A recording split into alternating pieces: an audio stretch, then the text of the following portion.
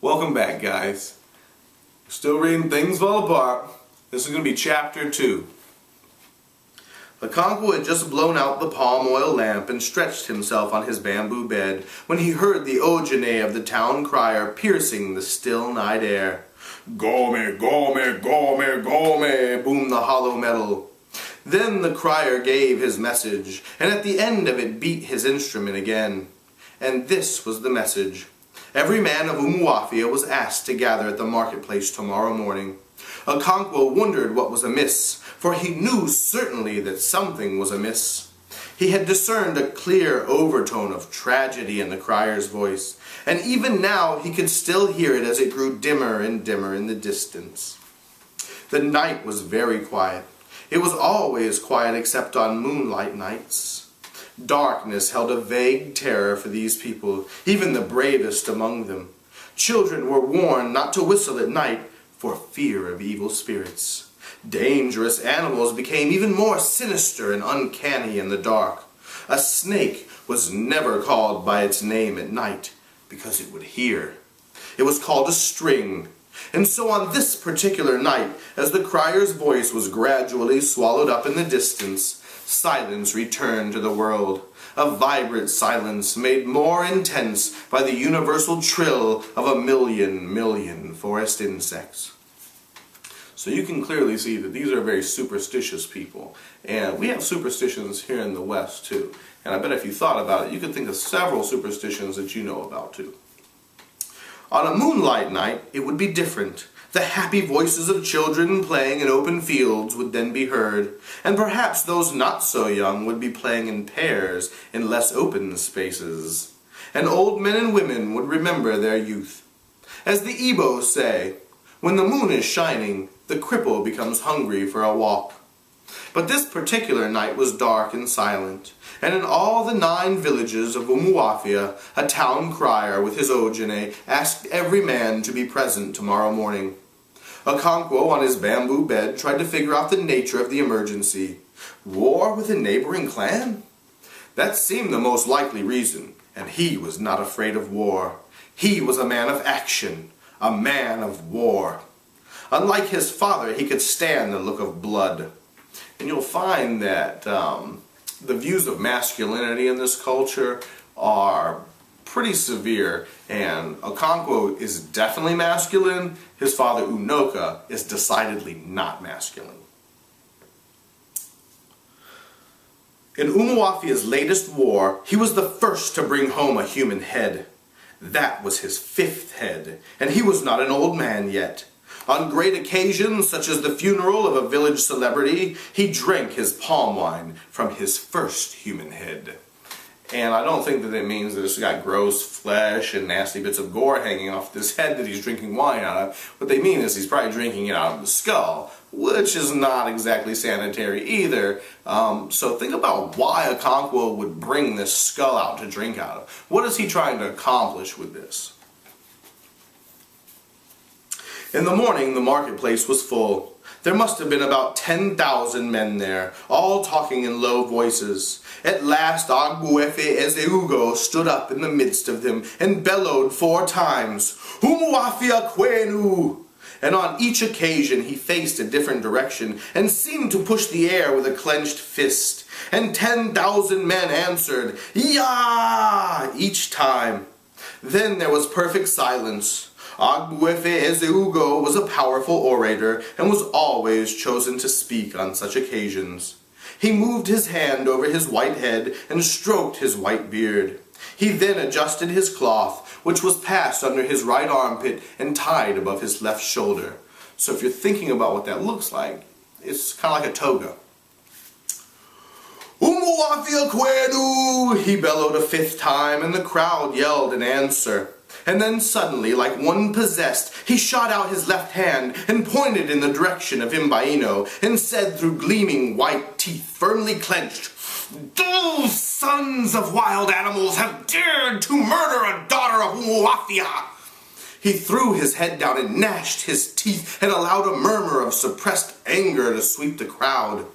When he began again, the anger on his face was gone, and in its place a sort of smile hovered. more terrible and more sinister than the anger. Think about that for a second. He's clearly mad, but then he stops looking mad, and he just starts to smile. That might be pretty terrifying, so think about why he might be smiling. What is he thinking about that's causing him to smile? And in a clear, unemotional voice, he told Umuofia how their daughter had gone to market at Imbaino and had been killed. That woman, said Ezeugo, was the wife of Ogbuefe Udo, and he pointed to a man who sat near him with a bowed head. The crowd then shouted with anger and thirst for blood. Many others spoke, and at the end it was decided to follow the normal course of action. An ultimatum was immediately dispatched to Imbaino, asking them to choose between war on the one hand, and on the other, the offer of a young man and a virgin as compensation. Umuofia was feared by all its neighbors. It was powerful in war and in magic, and its priests and medicine men were feared in all the surrounding country. So you definitely have the idea that they're superstitious and they believe in magic, kind of like a magic potion, like a witch might make or something like that, or a witch doctor. Its most potent war medicine was as old as the clan itself. Nobody knew how old, but on one point there was general agreement. The active principle in that medicine had been an old woman with one leg.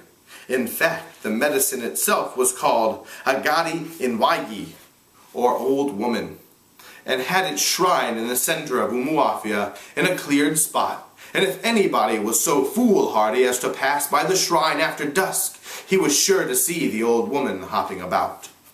And so the neighboring clans, who naturally knew of these things, feared Umuofia and would not go to war against it without first trying a peaceful settlement.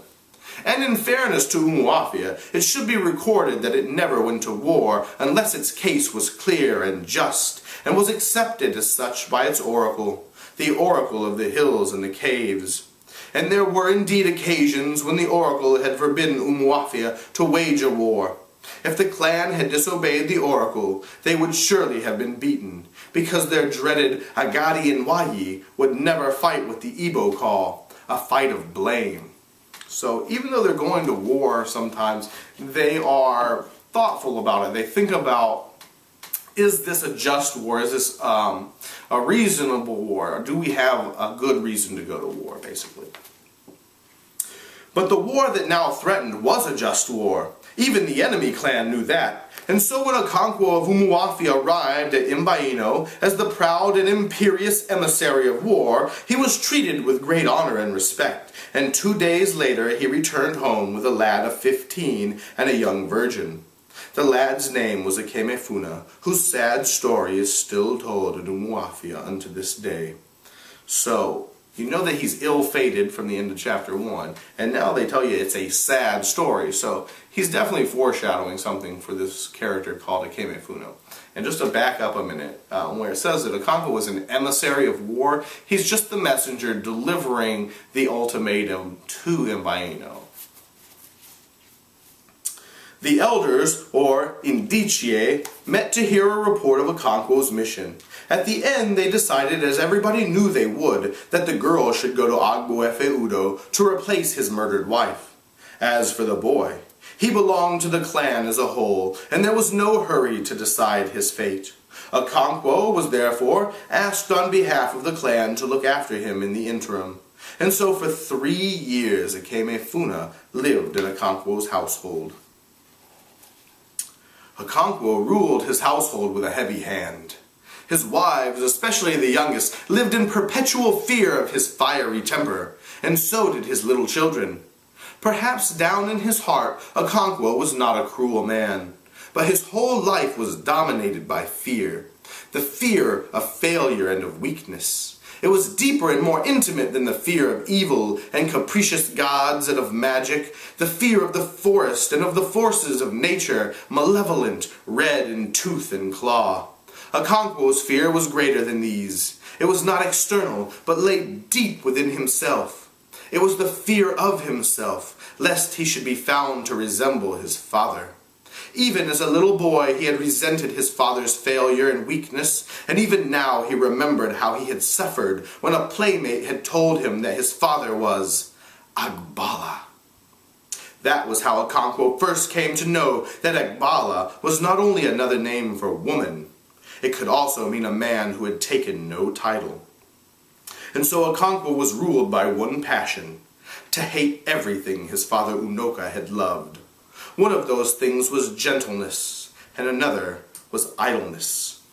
So you just really learned that Okonkwo's biggest fear is becoming like his father, who is not really a masculine man. So his anger is tied up in his perception of what it is to be a man and what it is to be a masculine man, a manly man. During the planting season, Okonkwo worked daily on his farms, from cock-crow until the chickens went to roost. He was a very strong man and rarely felt fatigue. But his wives and young children were not as strong, and so they suffered. But they dared not complain openly. Okonkwo's first son, Nwoye, was then 12 years old, but was already causing his father great anxiety for his incipient laziness. At any rate, that was how it looked to his father, and he sought to correct him by constant nagging and beating. And so Nwoye was developing into a sad-faced youth. Okonkwo's prosperity was visible in his household. He had a large compound enclosed by a thick wall of red earth. His own hut, or obi, stood immediately behind the only gate in the red walls.